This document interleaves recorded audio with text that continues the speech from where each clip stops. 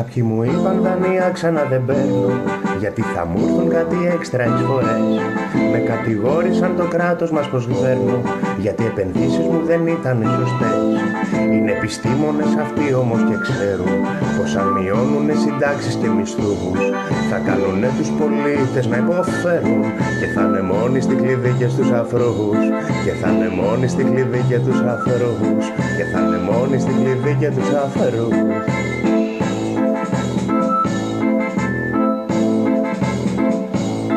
Κάποιοι μου είπαν τα σπασμένα να πληρώσω, και να το κάνω κι ας μην έφταιγα εγώ.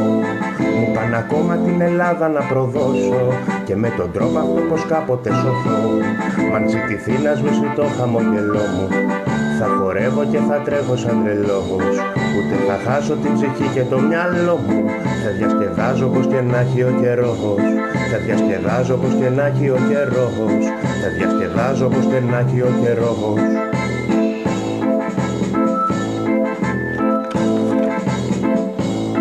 Κάποιοι μου ζήτησαν τη χώρα να αφήσω, γιατί στο χρέος το μεγάλο συντελώ.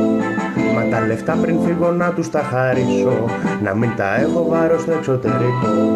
Και όταν θελήσω στην πατρίδα να γυρίσω, θα με θεωρήσουν τυχοδιώχτη και δηλώω. Μα όταν μεγάλο εγώ κασέ αποκομίσω, θα με δεχτούν στη χώρα πίσω σαν Θεό. Θα με δεχτούν πίσω στη χώρα σαν Θεό. Κι εγώ θα πω πάρτε τα αρχίδια μου τα δυο.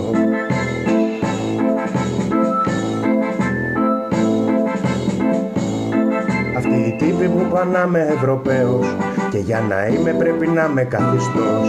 Και όταν θα γλύφω τους άργος ζητοπαίος, θα είμαι παγκόσμια σωστός και αρεστός.